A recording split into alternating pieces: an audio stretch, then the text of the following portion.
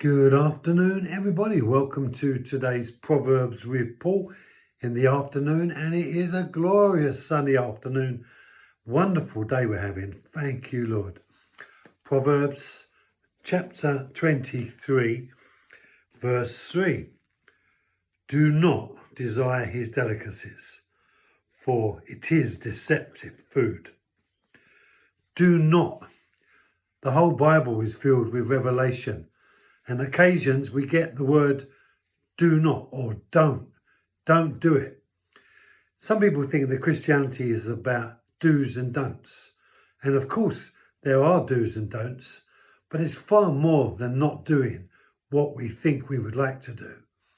The desire to do what we want is where the problem starts. And in this situation, Solomon recognizes that it is wise not to do the inappropriate thing at the king's table. And what is the inappropriate thing? To desire the king's delicacies. Desiring the things that are not going to be good for us. They may well be good enough for the king, but they're not right for us, and we need to avoid them. So what things might they be? What things might we need to avoid? Well, when we try to take charge of situations and it's the king's responsibility, don't do it. In fact, that's the very problem that started the whole mess in the first place. This unwillingness for Adam and Eve to not let God be God because they wanted to take charge of themselves and do what they wanted.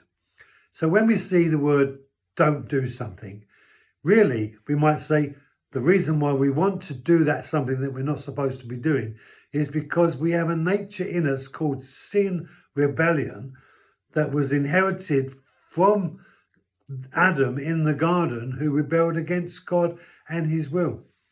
Had Adam not done what he did, then there would have been no need for Solomon to say, do not do that, don't do that.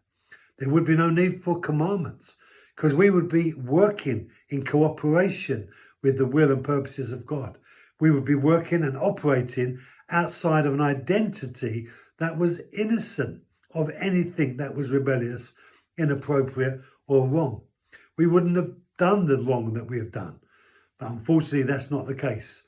And that's why we need the instruction from Solomon when he says, do not desire his delicacies.